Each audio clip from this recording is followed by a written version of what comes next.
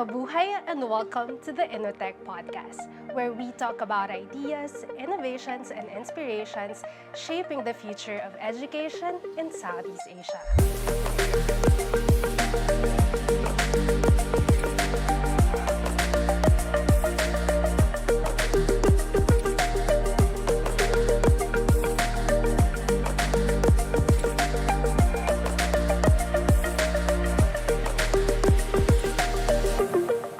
Every year from September 5 to October 5, the Philippines observes National Teachers Month, or popularly known as NTM, to recognize and honor the invaluable role of teachers in shaping the nation's future. Anchored on the theme of gratitude and respect, NTM serves as a month-long opportunity for students, parents, communities, and organizations to express appreciation for educators' dedication, passion, and service.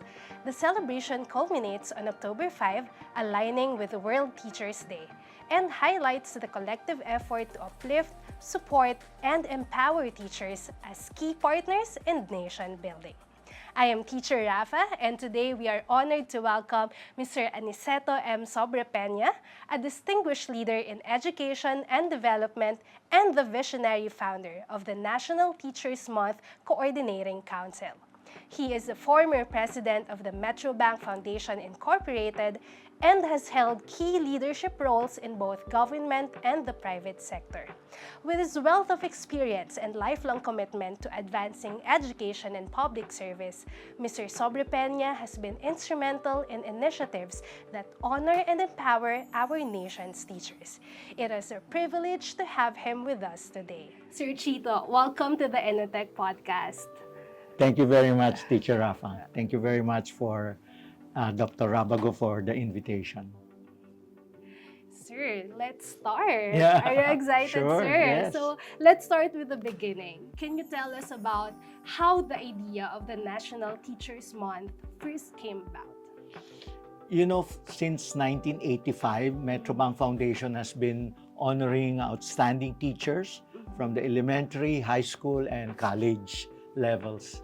So in 2008, Brother Amin Luistro, then the president of De La Salle University, Philippines, approached me and said, Chito, you only welcome and recognize 10 teachers annually. Why don't we scale it up?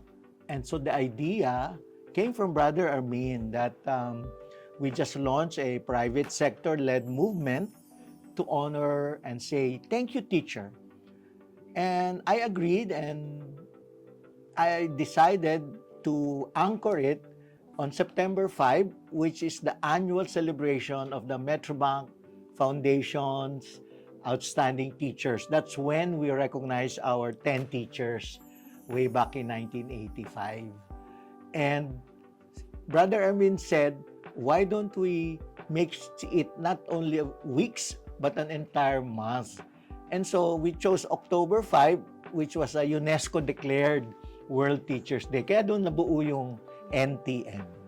Parang nag-align din yung universe, no, sir? Na Definitely. September 5 is a anniversary celebration, and then October 5 is a World Teachers Month. Correct. So, saktong one month. Sakto. And that vision really paved the way for what has now become a beloved annual tradition, sir. No? And we're proud here at Innotech because I've heard that we are part of the pioneer organizations that supported this movement. Yeah. So do you still remember, sir, our initial partnership Right. when we joined? So 2008, we called it the Teachers Month Campaign, TMC. Even though it was a month, we said we want to have a campaign. Why a campaign? Because we want to raise consciousness among the citizenry to celebrate any day during that month to say, thank you, teacher. Our peg was the annual Mother's Day or Father's Day. So sabi namin, magkaroon naman tayo ng Teacher's Day. Pero hindi lang isang araw, 30 days. So we initially had two other organizations join LaSalle Metrobank Foundation. We then had the Philippine Business for Education, a very important institution also in the Philippines, doing policy advocacy for educational reforms. And we recruited Campaign Social Response, an advertising agency, to help us exactly promote the idea. So Simeo Innotech came in later, immediately about a year or so after, because we decided to do it annually. And so we wanted to expand from the original core group to as many institutions as possible. And I'm grateful to former center director, my good friend, my batchmate in UP, Monching Bacani. And so I think officially our records show that in 2011 you hosted a seminar. You know, one thing nice about Simeo Innotech is that you have regular programs and you follow our request that if there is any significant initiative of a participating council member, you then join us in the council, is that we just enroll it during that month so that, you know, we put together private sector, international organizations to have initiatives during this month. And our role in the Secretariat was to put together a monthly calendar, a calendar for the month, and we disseminate it through the DepEd machinery. That sounds a really elaborate initiative, sir. No? So we're really grateful for that. And we're grateful that it has been sustained. I mean, that big of an initiative, you Yes. mentioned earlier, there was really a campaign to really invite, I guess, not just the teachers, but even other Yes. sectors. So, Yeah. so looking, yes, sir. It helped us that in 2011, my co-founder, Brother Armin, became the Secretary of Education. And so we got mainstreamed, as it were, in the entire machinery of the executive branch. And so together with Brother Armin, I was able to get Malacanang under President Benigno to sign a presidential proclamation declaring September 5 to October 5. So from a simply communications, public relations campaign, it was elevated to a formal declaration by Malacanang. It's official. Official. It's official. And just a little side note, I was really very happy that Malacanang, the president, signed that proclamation together with an annex. That annex is a prayer for teachers.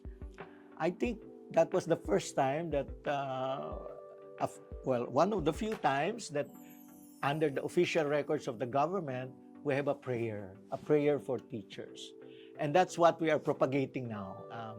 We said at that time, inspired by the Earth Hour, di ba sa Earth Hour, yung at 8:30, you close the lights, nationwide. That's a very simple celebration.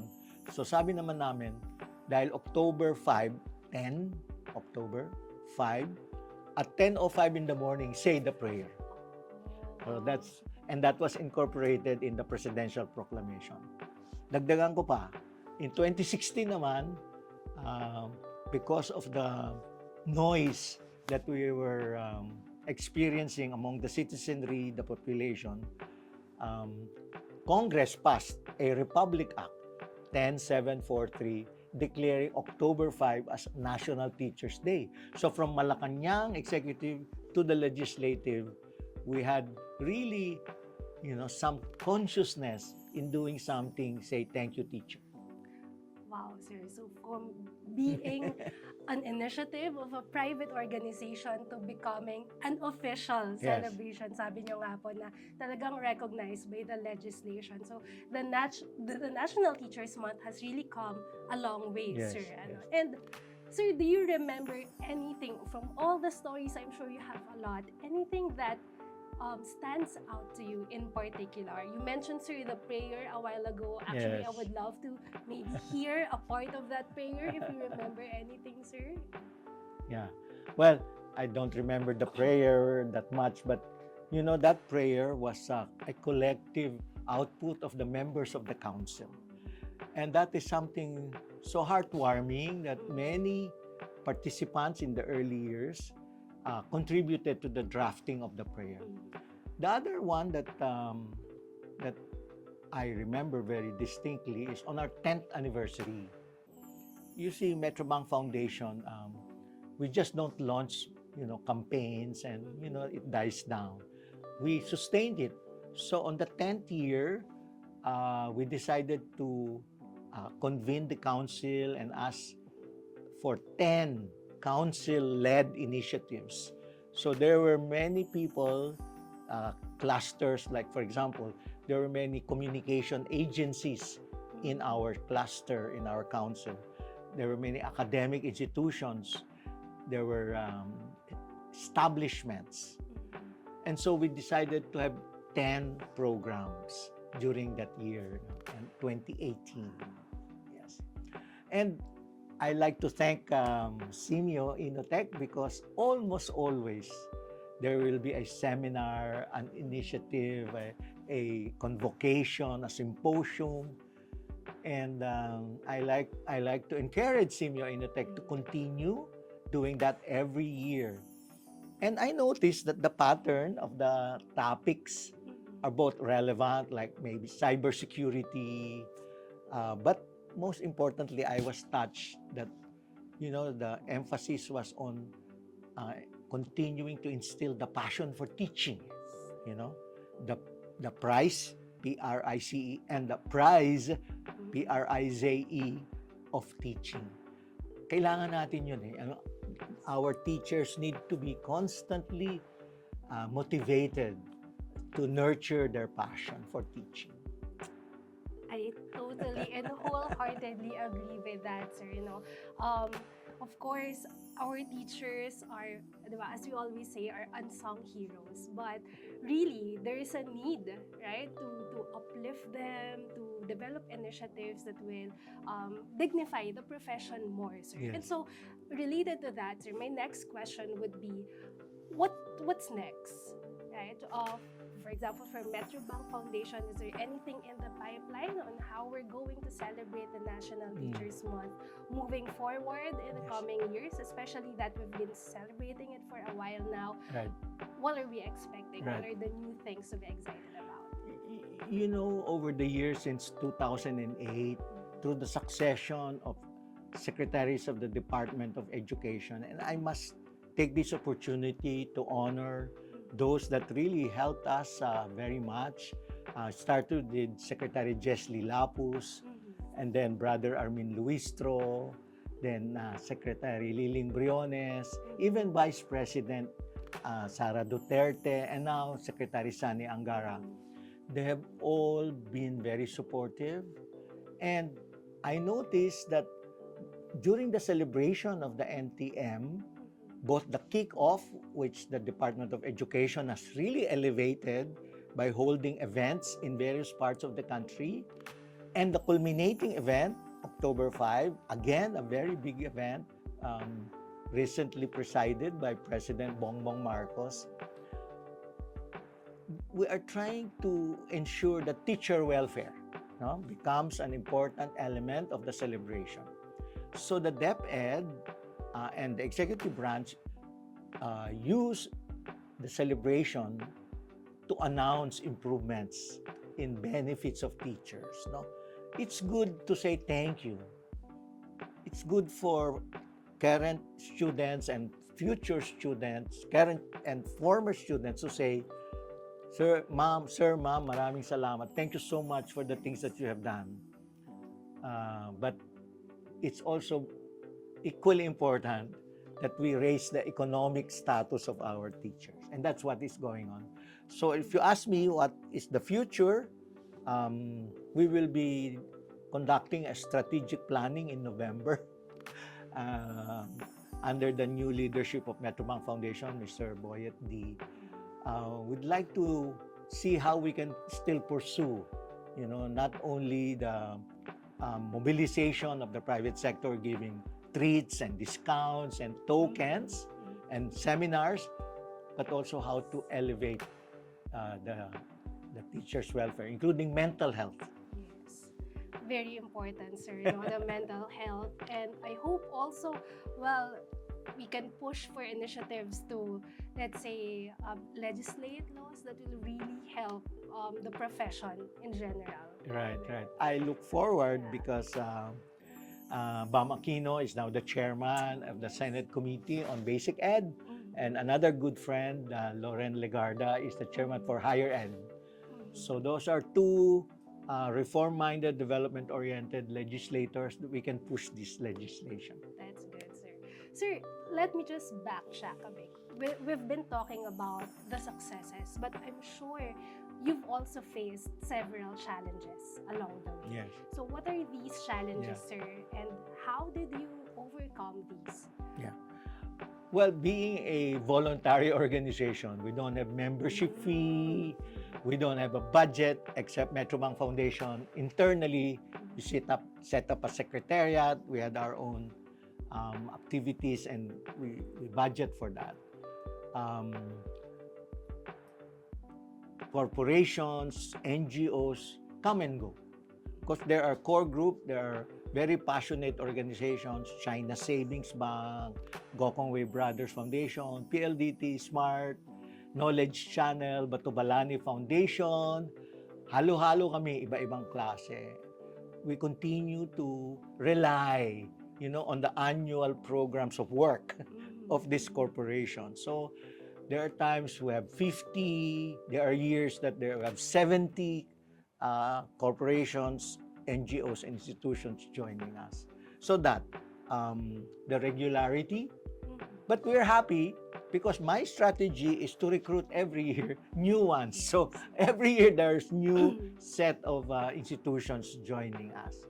So that's one. Second is, of course, we had COVID. So we had to downscale our activities during the COVID period. Just like everyone. Right. Sure. And then also the changes in DepEd. There's so many leadership changes. So every time there's a new secretary, I have to go and pitch and explain to them what we're doing. Itong ginagawa naman, what we're doing is really for the institution. We want to strengthen DepEd. We want to support DepEd initiatives of taking care of our teachers. Yes. And I'm sure, sir, nabanggit nyo kanina, many changes in the, let's say, organization. Pero with every institution that comes and goes, nagkakaroon tuloy ng innovations Correct. inside, no? Nagkakaroon ng something new. Yes. Is that right, sir? Okay, so, sir, now that you mentioned all of these changes, initiatives, let's get to the teachers, the core of our celebration. If you have a message for them, sir, what would that be? Gusto ko pong, I like to celebrate our teachers during this Teachers Month. I like to tell you how deeply grateful we are for what you're doing for our country. During these times of uncertainty, desperation with what is happening, please continue to inspire our young learners. And even the college teachers, inspire our Gen Z, those that are the future leaders, that there is hope in this country. And as you give this message, as you give this inspiration to our students and learners, we just want to say maraming salamat po sa lahat ng mga ginagawa niyo. Thank you so much for the many things that you're doing. And I have been with the Metrobank Foundation for 30 years. And every year we honor outstanding teachers from elementary, secondary, and high school. And I am always touched by the level of sacrifice that all of you have been doing. And so, hindi lang po ito, this is not just lip service. I have seen and interacted with most of you. And I have felt the passion, dedication, and commitment. So we continue to pray for you, continue to say, padayon, tuloy po lang tayo at sama-sama po tayo. Happy Teachers Month and Happy Teachers Day. Thank you you very much, Sir Chito, for that heartwarming message, sir. Thank you for sharing your story and for your heart for our teachers. Thank you also for your tireless advocacy, sir, for our educators throughout the years. And we are looking forward to seeing more projects and milestones of NTM in the future, sir. And this has been a very inspiring talk, sir. As a former teacher and as someone who still helps in the education sector, sir, I'm glad to hear that we have these initiatives, not just month-long initiatives, sir, but as you mentioned, initiatives that really uplift our teachers, not just professionally, financially, but also their overall well-being. So maraming salamat, sir. So, sir, before you go, we would like to personally know you more, of course. And here sa Innotech Podcast, we do the Innotech Fast Talk. Meron din nun. Yes, meron din nun, sir. So, you will just pick a word between the two words that I will mention, sir, and without any explanation. Okay? So, G ka na ba, Sir Chito? G na G. G. Okay. Mabilis, sir. 1 second. Okay. Lechong manok or lechong baboy? Lechon manok. Music or PE? Music. 70s or 80s? 80s. Political science or education? Political science. Doon ako graduate. Blue or maroon? Blue. Ateneo. TV or radio? TV. Bank or classroom? Bank. That's where I work. Nueva Ecija or Metro Manila? Nueva Ecija. I will go there and retire. Okay. Pants or shorts? Short. Shorts. Coffee or tea? Coffee. Peace or happiness? Happiness. That's it. Thank you very much, Sir Chito, for Thank you. being so game. To our listeners, let's make this month count. Celebrate your teachers, share your gratitude, and join the conversation online using #ThankYouTeachersPH. Continue the conversations and let us know your feedback and comments, and please follow our social media sites flashed in your screen. This has been Teacher Rafa for the Innotech Podcast. Until next time, let's keep learning, innovating, and honoring the heroes who make it all possible, our dear teachers. See you next time!